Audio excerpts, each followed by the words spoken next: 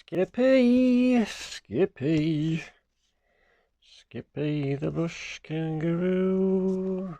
Ah, there you are. I'm in a good mood today. I've just got a couple of records from my pal Grant in Australia. I'm going to show you what they are and tell you what today's video is about. The first thing that he sent me was this very nice EP, Love Me Tender. And according to my trusty Australian Elvis price guide and discography, this is actually one of the first ones from 1956. Look at that, very nice. That's the oldest Australian record I've got, and I think, if I've read the book correctly, it's actually the first Australian EP, the first one that was released over there. And he also sent me this EP, From the Waist Up. What about that for a cool cover? And there's the back, and it actually contains live music from the 50s from Elvis's TV shows. I'll just show you the label. And this label, when I saw the label, it got me feeling all nostalgic. I'm not sure if it's showing up correctly. It looks kind of orange from where I'm looking, but it's actually the tan label. And it reminds me of the kind of records that I used to buy when I was a young Elvis collector over 40 years ago. So that's the theme of this video, is nostalgia. So I'm going to go through some of the types of records that I was buying back then as a teenager, late 70s, early 80s. And the tan label Australian EPs, yeah, they were. I had quite a few of those. I discovered the HMV shop one day in my town centre, and I walked in and there were all these fabulous looking EPs on the wall, colour photographs, great songs on there. So I ended up buying quite a few of them, and I think pretty much all of them had those tan labels. But I want to go back a little bit to the very first Elvis record that I bought, which was the single here. These Ladies Flame, Little Sister. This is a Canadian copy. And what happened was, around about that time in 1977, the RCA in the UK, they reissued all of Elvis's #1 singles, and they seem to have done the same thing in Canada. The exact same titles and the exact same picture sleeves. The labels are different. This is called the Victor Collector series. And I got that one there, and I ended up with quite a few of these Canadian singles. And I also got some of the UK ones as well. So I had most of those #1 singles, either Canadian or British. The picture sleeves are basically the same, except the UK ones are much thinner. It's kind of thin paper, whereas the Canadian ones are on this thick card. So the English ones were mainly on this orange label here. And they came out just before Elvis died, actually. I think they're sold really well. So what happened is, at least I'm guessing this is what happened, a lot of them, they were English sleeves, but they came with these kind of, what would you call it, kind of a greenish colored label. These are also Canadian. So I guess they kind of ran out of stock, and got some Canadian ones to fill the English covers. So I got quite a few of those Canadian ones, and I've actually bought a few more in the past few years. I'll just show you what I've got. I got Stung, One Night, another great double-sided single. I had that one back in the day. This is one I didn't have at the time, but got it now. Surrender and Lonely Man. This is also a Canadian one.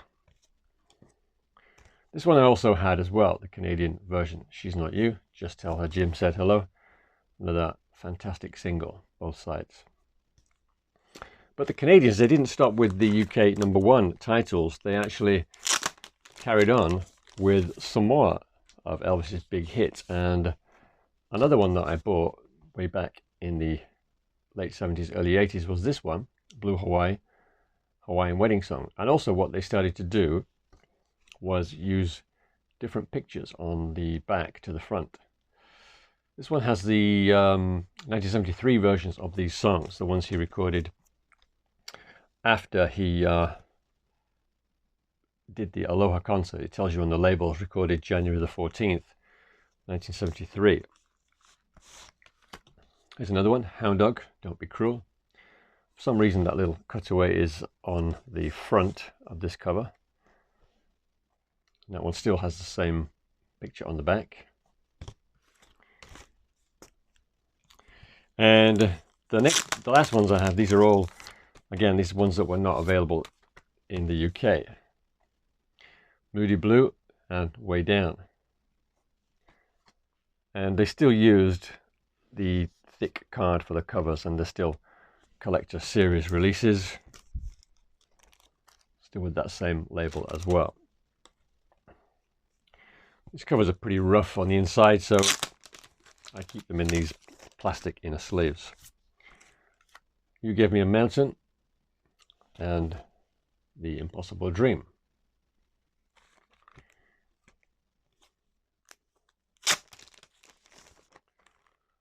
Love Me Tender, One Night.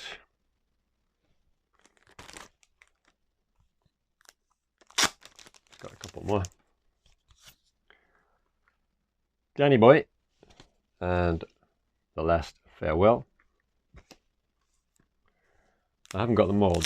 There's one I really want to get. It's Burning Love on one side and Steamroller Blues on the other. This is the last one I have, How Great Thou Art and Amazing Grace.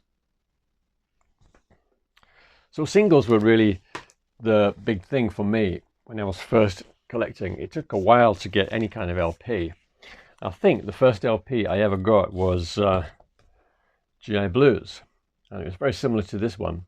I think I actually got it from, my mum used to do this mail order catalogue called Empire Stores, and you could buy things like this and pay it back so much a week. And, you know, I didn't have enough money to buy LPs, so I'm nearly certain I got GI Blues through the catalogue, and it was very similar to this one. No coating on the cover, it's just a matte cover, and it's an orange label, so most of my LPs back then were on the orange label, and unlike the earlier 70s ones, it's got a kind of a rough surface. So this one I think was made after Elvis died. And my copy of Blue Hawaii back then was also similar. This has exactly the same labels. Girls, Girls, Girls. This one again I think is a post-death release. And I also had a couple of albums which had the Blue Elvis label, including this one. This is a really special album for me, the 40 Greatest Hits. It's not the original because the original came out on the Arcade label. This is the RCA version, released a few years after Arcade, but it's on this really cool pink vinyl. So there were quite a few records at the time that were being released with this Blue Elvis label. 1980 was a really good period for Elvis fans in the UK because there were a lot of reissues on the RCA International label, the green label, and they were really cheap. And I got a lot of soundtracks like this one here, Clambake, and they only cost £3, $2.99. There were a few other non-soundtrack albums as well, like Love Letters and A Date with Elvis, I recall having.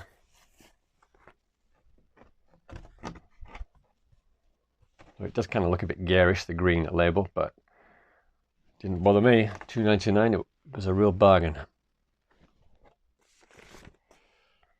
There were just a few albums in Britain that you just couldn't really find anywhere, and one of them was Potluck. I had to buy Potluck on import. It was a German import, and the label was like that one. This is not Potluck. This is Rare Elvis. I remember I played that album over and over again. I would have been about 15, 16 when I bought that. Still a big favorite even today. So this is the Rare Elvis album. It was quite a good release at the time. I think all this stuff now you can get on CD compilations. And it took me a while before I started buying the budget albums. I was kind of put off the budget albums because they were so cheap, you know, the Camdens. And it got to the stage where I really had nothing else to buy, so I started to buy the Camden albums. And I couldn't find Almost in Love and the other one from that time, Let's Be Friends. Couldn't find them anywhere. In the end, my dad had to go to a local record shop and order it for me, and they sent it from America. It took ages to come. And what I got was something exactly like this. This is the Almost in Love album on Pickwick. Some people say that Pickwicks don't sound as good as Camdens. I kind of disagree, and I'm hoping to do a video at some point showing that that's true, that they actually sound as good as Camdens. That's the label. And then they started making the records in Germany on a black label. So the records were not made in England anymore. They were made in Germany and then distributed throughout Europe, something like that one there. This one I had back in the day. This is still a really good compilation, Rare Elvis Volume 3. A lot of tracks that were quite rare at the time. You could only get most of them on the UK EP collection sets. Again, I think you can find all of this stuff on modern CD compilations. And another one that I had back in the day was this black label compilation, I Can Help. I think I Can Help was a minor hit in the UK at the time. It was definitely a single. I think it got in the charts, but it didn't go very high. So I think they brought this album out to sort of cash in on that. It's just a compilation of 70s songs. And it was around about that time that I was kind of questioning why I was buying records like this. And in the end, I stopped buying Elvis records for quite a while. I was just buying them dutifully, but you know, I just started wondering, well, what's the point of these compilations? And I was getting into a lot of other artists as well at the time, so I stopped buying Elvis around about 85, 86. And then I moved to London and I had a lot of records, and I got tired of carting the records about. Started selling them off in 1990, and everything was gone by 1994. And then I didn't start collecting again until after I married my wife, and she brought her records. She brought her record collection with her. And I started looking through her records and just remembered how cool it was to have records. And that's when I started buying them all over again. And ironically, my wife sold all her records. I just want to go back to my first single because I've got a bit of a story to tell about how I came to get this back in the late 1970s.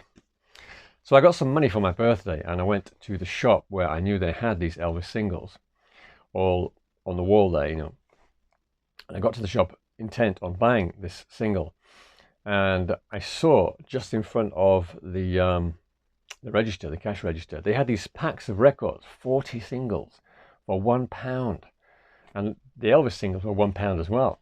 So I started thinking, if I buy one of these packs of 40 singles, I might get 5 or 6 Elvis records in there. Of course, you couldn't look inside the pack to see what was in there. So I took a chance. I got, 40 singles for £1. I got on the bus back home, didn't open them up on the bus. I got home and I opened up the records. I looked at the first one, no idea what it was. Looked at the second one, no idea. Third one, no idea. I'm starting to go through these records and I'm getting a sinking feeling.